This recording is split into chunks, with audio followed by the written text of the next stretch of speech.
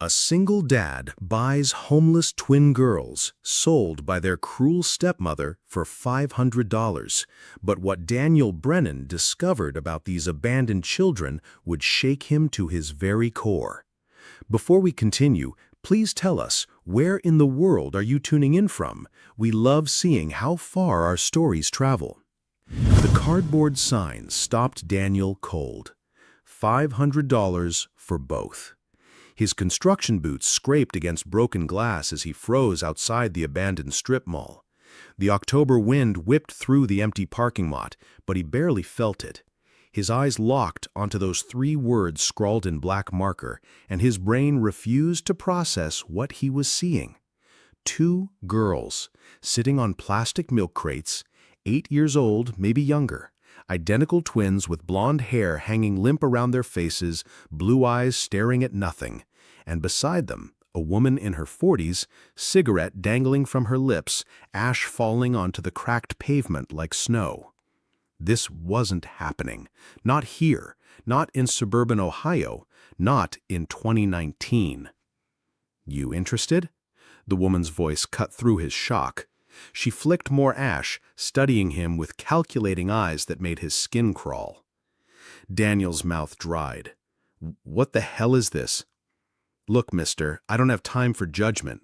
She took another drag, exhaling smoke that disappeared into the gray evening. The twins didn't move, didn't react. They sat like broken dolls someone had forgotten in the rain, and one of them, the one on the left, had her small hand resting on her sister's knee. That tiny gesture of comfort in the middle of this nightmare made Daniel's chest tighten until he couldn't breathe. Either you want them or you don't. Otherwise, move along. Daniel pulled out his phone, his fingers shaking as they found the emergency button. I'm calling the police. The woman laughed, actually laughed, bitter and harsh. Go ahead. They already know. Child Services said they'd get to me in maybe 3 weeks. System's overloaded. Meanwhile, I can't pay rent, can't buy food. You think I want to do this? She gestured at the girls with her cigarette. At least this way, maybe they go to someone who gives a damn. Daniel's finger hovered over the call button. 3 weeks. These children would be sold on the street for 3 weeks while the system processed paperwork. He looked at the twins again. A single tear slid down the left girl's cheek, but she made no sound. Neither of them made any sound. What's your name? His voice came out rough. Brenda Kowalski. These are my late husband's kids, Maya and Mia. Maya and Mia. They had names. Of course they had names. They were people, not merchandise, despite the cardboard sign advertising them like garage sale items nobody wanted. 500? The words escaped before Daniel could stop them. Brenta's eyes lit up with desperate hope that made him sick. Cash, right now, and they're yours. I need to make some calls first. No calls, now or never. She dropped her cigarette, crushing it under her worn sneaker. I got someone else coming to look at them in an hour. Someone else. Someone who might have worse intentions. Someone who... Daniel couldn't finish the thought. Wait here. He drove to the corner gas station, his hands gripping the steering wheel so tight his knuckles went white. The ATM screen glowed in the dim interior, asking him to confirm the withdrawal. $500. Money he'd saved for Amy's summer camp. Amy, his 11-year-old daughter, safe at home doing homework, living in a world where children weren't sold in parking lots. The machine spit out the bills, and Daniel stared at them. 520s times 5. The price of 2 human lives. When he returned, the twins hadn't moved. Brenda snatched the money from his hand, counting it twice with practiced efficiency. They got any belongings? Daniel asked, his voice hollow. She pointed to a garbage bag slumped against the wall. Whatever's in there, don't come looking for me. Far as anyone knows, they ran away. And then she was gone, just walked away without a backward glance, leaving Daniel standing in an abandoned parking lot with 2 traumatized children and a garbage bag that presumably held everything they owned in the world. The twins looked up at him. God, their eyes. Empty, like someone had turned off all the lights inside. Hi, Daniel said gently, crouching down to their level. His knees protested, too many years hauling lumber, but he ignored the pain. I'm Daniel. I'm going to take you somewhere safe, okay? Maya and Mia stood when he gestured, following him to his pickup truck like ghosts.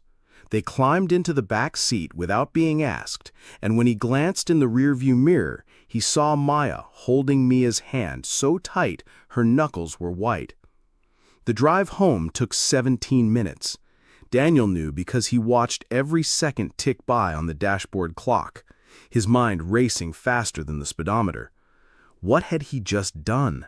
Bought children? Rescued them? Committed a felony? All of the above?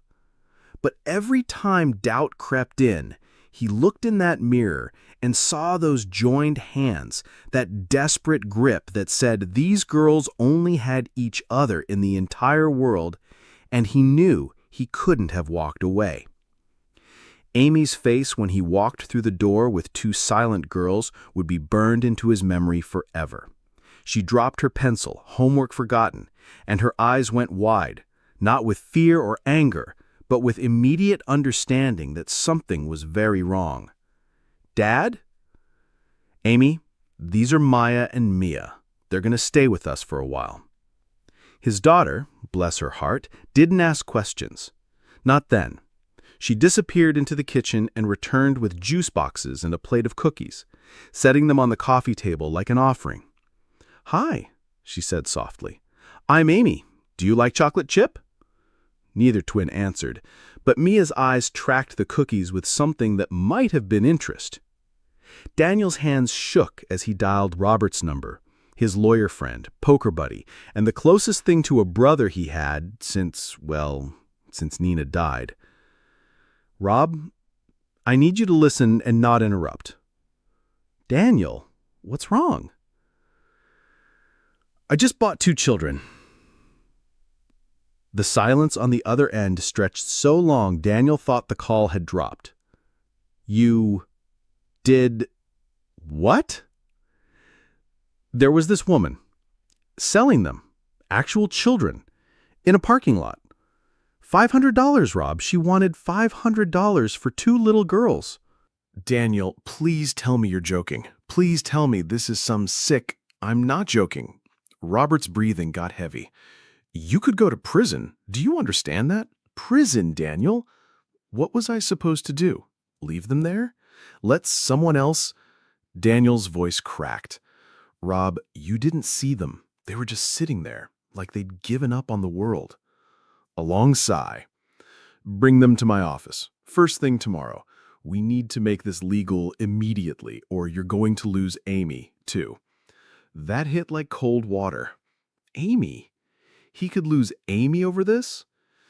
Daniel looked through the doorway, where Amy was sitting on the floor, not too close to the twins, but near enough to be comforting, reading from one of her books in a soft voice. Maya and Mia weren't looking at her, but they were listening. He could tell by the way their heads tilted slightly toward the sound. 6 a.m. Be there at 6 before anyone else. And Daniel, don't tell anyone else about this. Not yet. Setting up the guest room felt surreal. Daniel pulled out Amy's old pajamas, the ones with unicorns that she had outgrown last year, and set them on the bed. The twins stood in the doorway, still holding hands, watching him like he expected him to disappear. "This is your room. That's your bed, your dresser. The bathroom is right across the hall." They didn't move. "Are you hungry? I could make sandwiches or..." "Why?" Maya's voice was so quiet he almost missed it. A whisper of a word that carried the weight of everything wrong in their world. "Why what, sweetheart? Why did you buy us?" The word buy hit me like a physical blow. In her mind, that's what happened. She'd been bought, like property, like a thing. Daniel knelt down again, his knees screaming, but he needed to be at their eye level for this. "I didn't buy you. I paid to get you away from someone who's hurting you. You're not property. You're children who deserve safety and love." Mia spoke for the first time, her voice even smaller than her sister's. "Nobody ever wanted us before." Daniel's heart didn't break, it shattered, scattered into pieces all over the unicorn carpet Amy had picked out 3 years ago, when the world still made sense, when Claire was still alive, when... Well, that changes now, he managed through the tightness in his throat. That first night, Daniel didn't sleep. He sat in the hallway between the girls' room and Amy's, his back against the wall, listening. Twice he heard crying from the guest room, muffled, like they were used to hiding their tears. He wanted to go in to comfort them, but what right did he have? He was a stranger who had handed over money and taken them away from the only life they knew, horrible as it was. At 3 in the morning, his phone buzzed. A text from Amy. "Dad, are you in the hall?" He looked at her door, cracked open just enough for her to peer out. "Yeah, baby, go back to sleep." Instead, she came out and sat beside him, leaning against his shoulder. "Mom would have done the same thing," she whispered. Daniel closed his eyes. Claire. She would have dragged those girls home without a second thought, consequences be damned. She had always been the brave one. "You think so?" "I know so." Amy yawned. "They're really scared, aren't they?" "Yeah, they are." Was someone hurting them before?" "How did you explain this to an 11-year-old? How did you preserve her innocence while being honest?" "Their stepmother didn't take care of them. She was going to give them to strangers." Amy was quiet for a long moment. "We're strangers too." "Not anymore," Daniel said, and hoped it would become true. Robert's office at 6 a.m. looked different in the darkness before dawn, official and imposing instead of familiar. The twins sat in chairs that swallowed them whole, while Robert paced, occasionally running his hands through his hair until it stood up in gray spikes. "Emergency custody petition," he muttered, pulling forms from filing cabinets. "We'll file for emergency custody, claim exigent circumstances. The transaction—" Really, I can't believe I'm saying this. "The transaction actually helps us.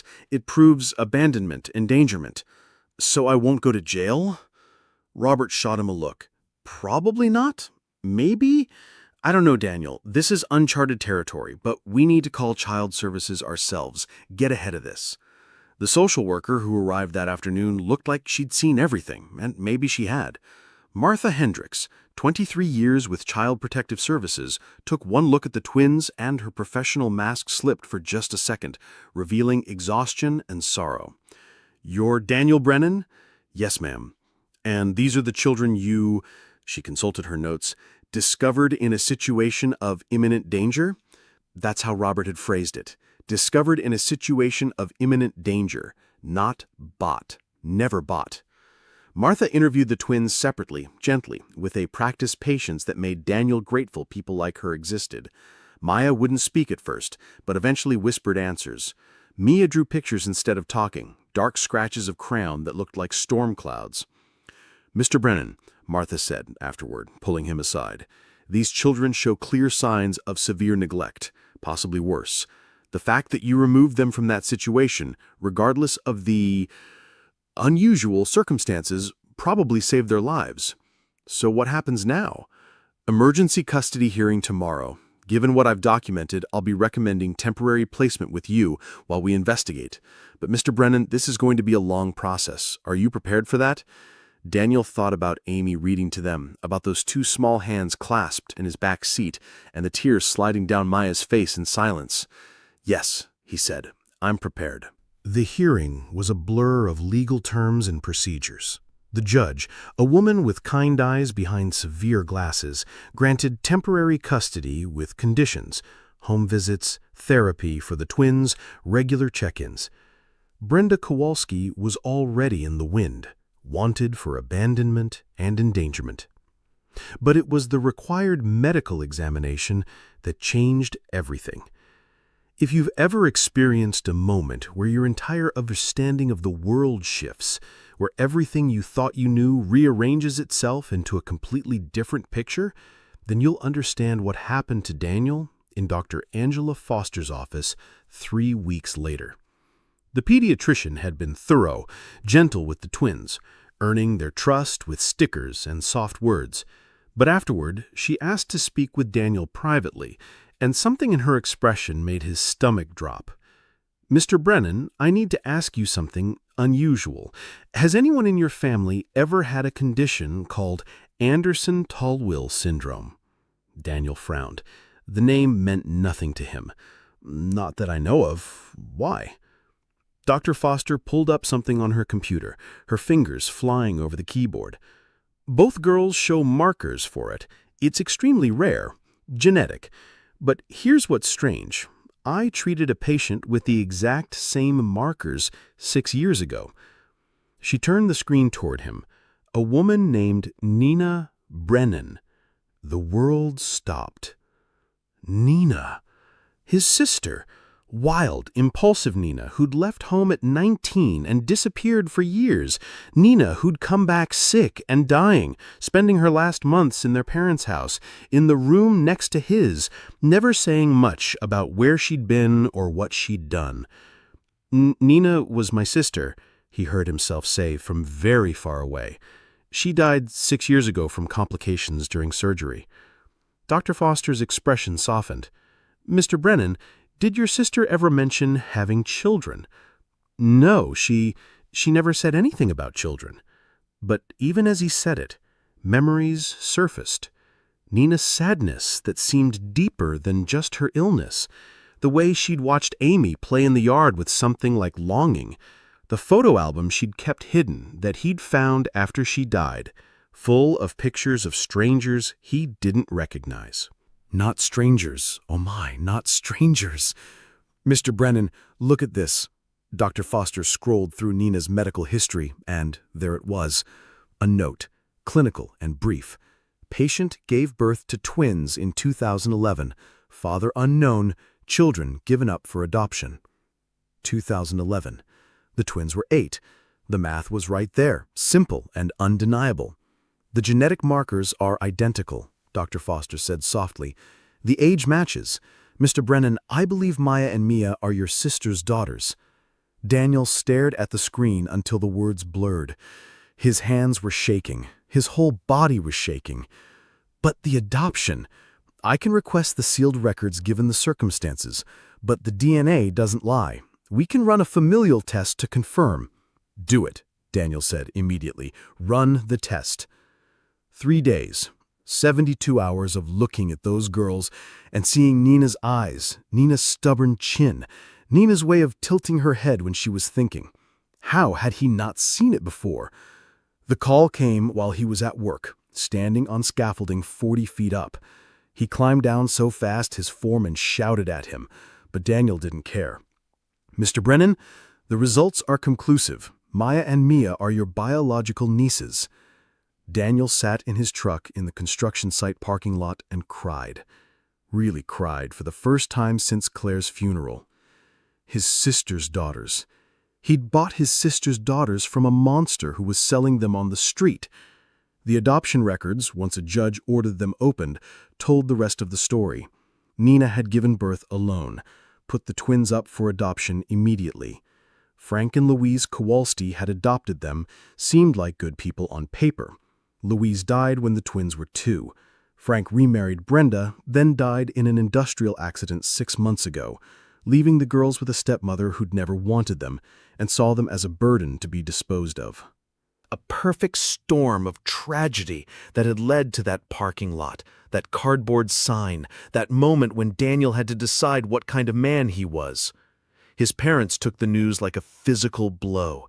His mother collapsed into a chair. His father's face went gray. "Nina's babies?" his mother whispered. "She had babies?" They became grandparents overnight, transforming from grieving their lost daughter to protecting their children with fierce devotion.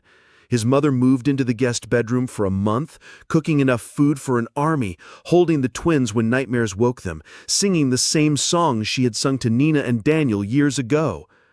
Telling the twins was harder. Daniel waited until they'd been in therapy for 2 months, until they'd started to smile occasionally, until Maya had joined the soccer team and Mia had read every book in the house twice. They sat in the living room, Amy holding their hands, and Daniel told them the truth as gently as he could. "Your birth mother was my sister. Her name was Nina, and she was sick for a long time. She loved you, but she couldn't take care of you, so she found parents who could." Maya's face was unreadable. "But they died." "Yes, they died. And then you ended up with someone who didn't treat you right." "Brenda," Mia said, and it was the first time she'd said the name out loud. "Yes, Brenda. But now you're here, and you're family, real family." "So we're really family?" Maya asked, and for the first time since he'd found them, there was hope in her voice. "You were family the moment I brought you home," Daniel said. "But yes, you're my sister's daughters, my nieces, Amy's cousins." Mia climbed into his lap, something she'd never done before, and whispered, "Does that mean you'll keep us?" "Forever," Daniel promised, and meant it. The adoption was finalized 4 months later. Daniel stood in a courthouse, the same building where he'd been granted emergency custody, and promised to love and protect Maya and Mia Brennan, they'd chosen to take his last name, for the rest of their lives. The healing wasn't instant. There were still nightmares, still days when the twins went silent and withdrawn, still moments when they looked at him like they were waiting for him to change their mind and send them away. But there were also soccer games where Maya scored goals and looked for him in the stands. Library trips where Mia picked out stacks of books and actually smiled. Family dinners where all 3 girls talked over each other, competing for attention. Normal, chaotic, beautiful family life. One evening, a year after that horrible night at the strip mall, Daniel found a note on his pillow, Maya's careful handwriting on notebook paper. "Thank you for buying us that night. We know you say you didn't buy us, but you paid our price to save us. You paid $500, but gave us everything. Love, Maya and Mia." Daniel kept that note in his wallet next to photos of Claire, Amy, and the twins. Sometimes he pulled it out and read it when the weight of everything threatened to overwhelm him, when he doubted his choices, when he wondered if he was enough for 3 girls who'd all lost so much. His parents became fixtures in their lives, making up for years of not knowing their granddaughters existed. His mother taught Maya to cook Nina's favorite recipes. His father built Mia a bookshelf that took up an entire wall of her room. They spoke about Nina now, sharing stories the twins absorbed like flowers drinking rain. "She would have loved you so much," Daniel's mother said, one day braiding Maya's hair. "She always wanted daughters." "Then why did she give us away?" Maya asked. And it was a fair question, one they'd all struggled with. "Because sometimes loving someone means making impossible choices. She was very young and very sick. She wanted you to have better than she could give you." "But we didn't get better," Mia pointed out, with her characteristic directness. "No," Daniel said from the doorway, "but you did eventually. Sometimes the path home is longer than it should be." The investigation into Brenda eventually led to her arrest 3 states away on drug charges. She'd spent the $500 on pills within 2 days. When the prosecutors asked if Daniel wanted to testify against her, he declined. The twins had been through enough without reliving that night in a courtroom. Besides, Brenda had inadvertently given him the greatest gift of his life. Her cruelty had led the twins home. Amy became the big sister she was always meant to be, protective and patient and occasionally bossy in the way older siblings were allowed to be. She taught them to ride bikes in the same parking lot where Claire had taught her. She helped with homework at the kitchen table where she'd once sat alone. She made their house feel less like 3 broken people trying to heal, and more like a family choosing to grow. If you know what it's like to find hope in the darkest places, hit that subscribe button and help us share more stories like this one.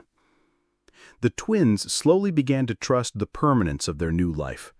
Maya joined the travel soccer team, her competitive spirit emerging as she healed. She was fast, fierce on the field, channeling years of survival into sport. Mia discovered the library's reading challenges and set out to win every single one, her quiet determination revealing itself through pages turned and books devoured. They still had bad days. Days when Maya woke up screaming from nightmares. Days when Mia wouldn't speak to anyone except her sister. Days when both girls looked at Daniel like they were waiting for the other shoe to drop, for him to admit this was all temporary. On those days, Daniel would find them wherever they were hiding, usually together in the closet of their room, and sit nearby, not touching, just existing in their space until they were ready to come out. "I'm still here," he'd say quietly. "I'll always be here." Daniel thought about Nina constantly now. his little sister who'd run away to find herself and come back broken. She had lived her last months just rooms away from him, carrying the secret of her daughters, probably wondering if she'd made the right choice. He wished he could tell her that her girls were safe, that they were brilliant and brave and slowly learning to laugh again, that they had her eyes and her stubbornness and her way of reading everything like it might contain the secrets of the universe. Sometimes, late at night when the house was quiet, he'd stand in the hallway where he'd kept watch that first night and feel her presence, not in a ghostly way, but in the way the girls moved through the world. Nina lived on in Maya's fierce protection of her sister, in Mia's quiet observation of everything around her. The extended family embraced the twins without question. Cousins who didn't know they existed became instant playmates.